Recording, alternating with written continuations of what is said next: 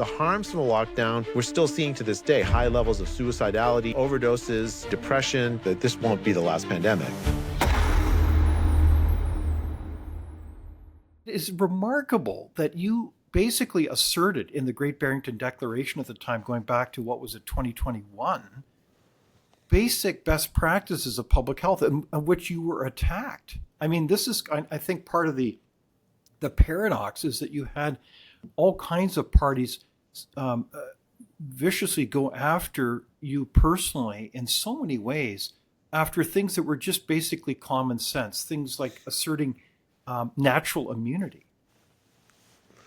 Yes, it was. I think it was October 2020. So, and 2020, I you're stand also, corrected. but you're absolutely right, David, that it was just common sense. So the idea of the Great Barrington Declaration was the risk of COVID in 2020, and even now, was so much greater for old people than for young people. So the Great Barrington Declaration said, protect old people better, and for young people, let them live their lives. Let them go to school. Let them play with their friends. Let them like do what young people do. And that, to me, that wasn't such a as a someone who's been working in infectious disease epidemiology and in health policy for a long time, that didn't strike me as like particularly novel. That's how we dealt with all other pandemics, all respiratory virus pandemics.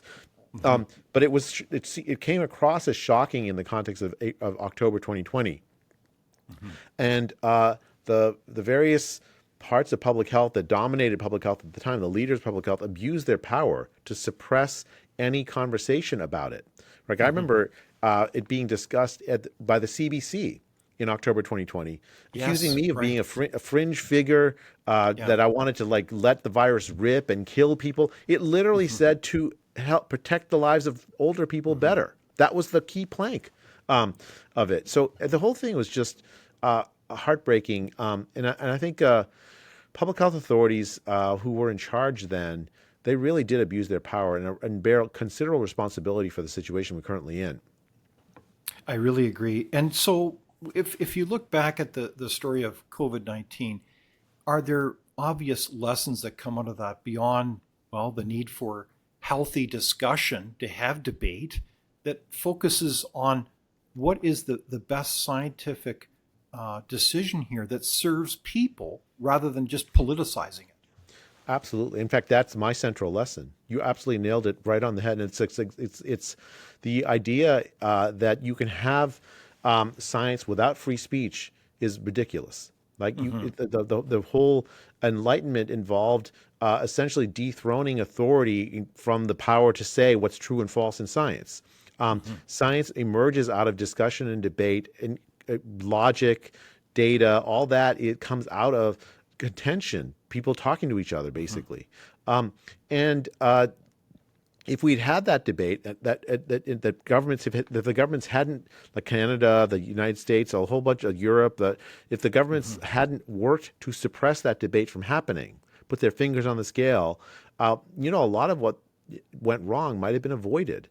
We might have had much better results. I mean, it was really hard to tell people, for instance, about what was happening in Sweden during the pandemic. Sweden, of course, never locked down, never closed schools for kids under 16, and yet they had vastly better outcomes for everybody. The lowest all-cause excess deaths in the world. They protected human life better than Canada, protected human life certainly way better than the United States, without lockdowns.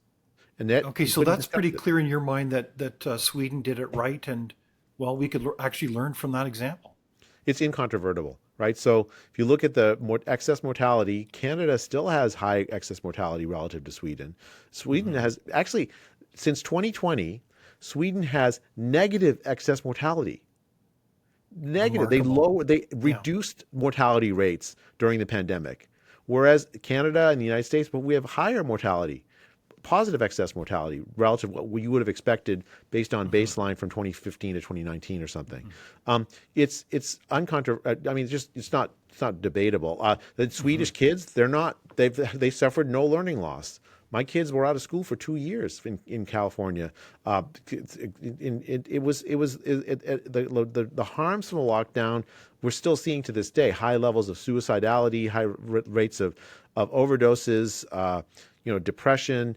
A lot of Mm. the sort of the hangovers from the lockdowns, a lot of the economic fights that we've been having the last couple of years are lingering effects of all the inflation. Well, what do you think? How do if you print trillions of dollars, what to pay for Hmm. locking the world down? What do you think is going to happen?